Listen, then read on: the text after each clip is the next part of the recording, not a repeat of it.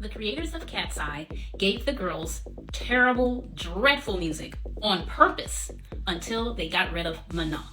That way, the audience would see Katseye and say, well, we have to admit, the group is better without Manon in it. They get more airtime. They create better music because they just gel together. Without Manon, they're holding them back. What the companies weren't expecting was for Manon to have such a big backing behind her. So they might not kick her out. And the reason why they weren't expecting her to have that big backing behind her was because they have been detailed setting her up to be the villain since long before they even asked her to come on the show. If you watch the show, it's a show where a bunch of talented girls who have been training and singing and dancing and everything since they popped out of the womb. If you look at like Daniela, her mom's a professional dancer who has been training her daughter to dance professionally.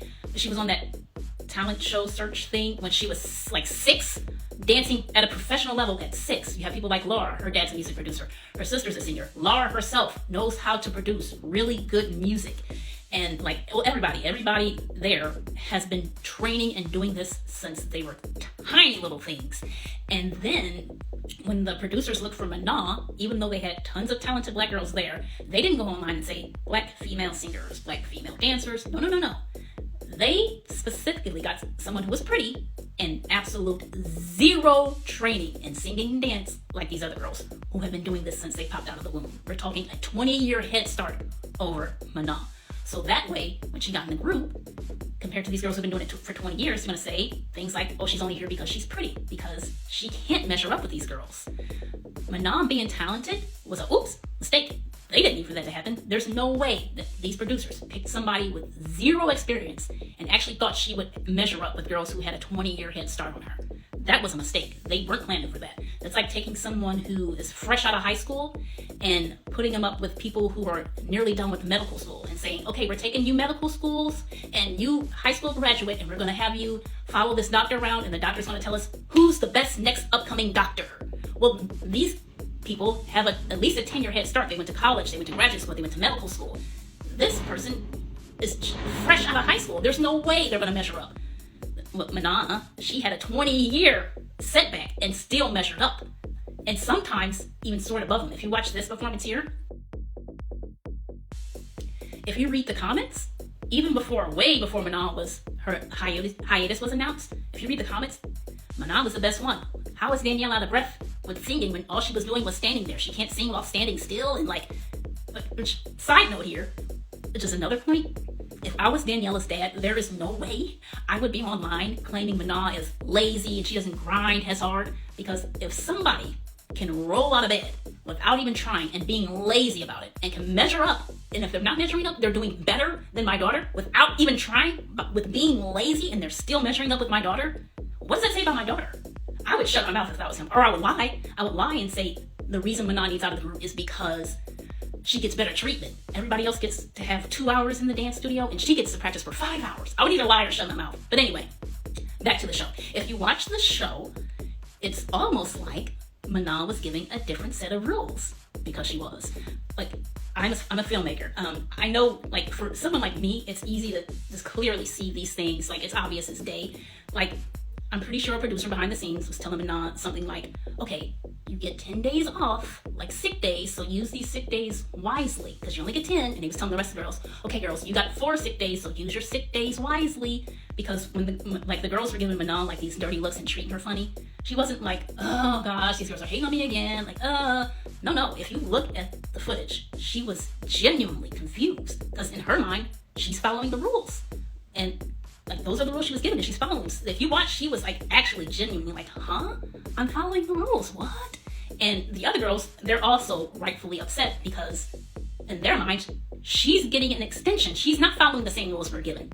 It's almost like they were given 2 separate rules because they were. If they told Manon, here's the rules, she would have followed them to me. And if you watch any reality TV star, they're going to tell you the same thing. These producers are setting us up to go against each other behind the scenes.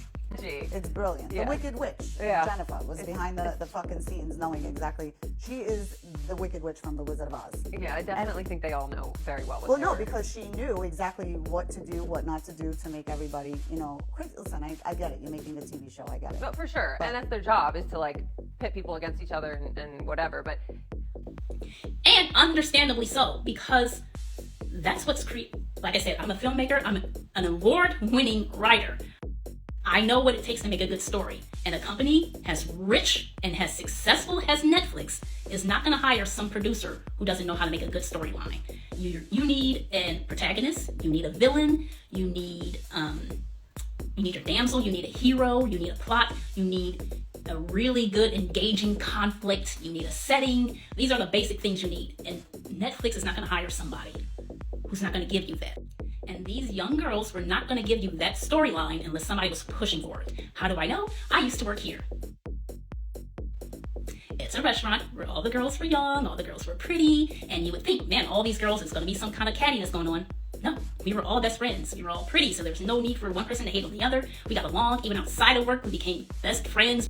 My point is, nobody's going to watch a show with a bunch of pretty girls who all get along, who all have the exact same interests, sit there and say, I like you too, we had fun dancing today, bye, the next episode. I like you too, we had fun singing today, bye, the next episode, the same thing.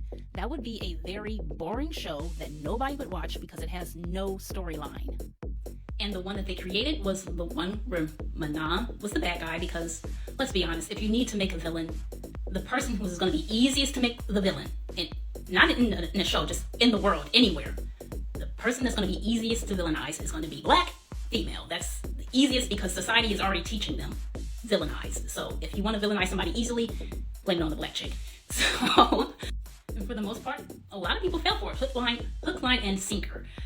So that's why when it came time to them to finally start pushing her out the group, which they've been pushing her out the group, honestly. If you look at stuff like this, where she was put in the back of formations, completely hidden for over half of the 2-minute and 3-second song. This is egregious. It was always weird. The girls would switch formations, and Manon was consistently covered up. Manon was a big subject when she did not perform at the 2024 Mama Awards. I believe this was their debut award performance. With backup dancers, it was a huge production. And again, fans who have never accepted her presence in the group said, oh, she's not doing it. It's a cop-out. She's not really sick. She's just saying she's sick because the choreography is too hard for her. Or she couldn't do the split. She could never do this. So that became a thing. Mind you, Megan has been out for a decent amount of time during their debut due to a back injury. Laura has been out. Megan has actually been out on several occasions. Very specifically was Manon not being in the Gabriella performance video. That video has now amassed 217 million views. And although she was present at the shoot, in the behind-the-scenes video, the girls did a Katseye campaign. It was a big deal. It was one of their first big ad campaigns. The 5 members, excluding Manon, she was not present in the photo, took a picture in front of the billboard in LA. People noticed that in the photo, Manon was blocked, so it looked like a group of 5. And people were thinking, well, whoever took the picture, you would say, maybe we should make sure Manon is not blocked in view in this photo. I know she's not present in it, but she's in the ad, like, make sure she's in it. So that was weird to people. And then it looked like the next day or two, she went back to the campaign, the ad campaign, by herself and looked at it. So people started poking and prodding into the details and thinking none of the girls can come back with her. And so this book includes exclusive photo shoots, questions, quizzes, and a page designated for each member. And on Manon's page, there was a quiz for fans to take that read, what does Manon think is her best feature? And here are the options, folks. A, her sense of humor. B, her selfishness. C, her laziness. And D, her quiet nature. The Monster High ad, it was a reel that showed the girls reacting to their original dolls. Each girl was given a doll exclusive to their character, right? And so they were on camera talking about what they loved about the doll and, why it was meaningful and impactful. And in this reel, Manon did not speak once and she was only shown once. So fans were like, I want to hear about Manon's doll. I want to hear her feelings and her thoughts. In the subsequent Hype Bay article that was written on the Monster High dolls, fans noticed that Manon's solo pic was not included in the carousel with the other girls' solo pics. And then finally, time for the hiatus announcement. They were not expecting Manon to get so much love, because to them this seemed like a good idea. This seemed like this is sure to work. But they didn't know that here in America, we have seen this play out so many times with so many girl groups. The darker one is the villain who gets put out of the group. The darker or the black girl is just always attacked, and it's always her fault. We're used to this and we're tired of it. They weren't planning on that, and they weren't planning on us to actually like Manon. They weren't planning on Manon actually being able to keep up with the girls and really shine so brightly in a group with girls who had a 20-year head start on her. So their plan was to give them, because if you listen to their music, it's not just like, well, some people might like the music, like maybe, they really did try their best on this music, it just wasn't received well.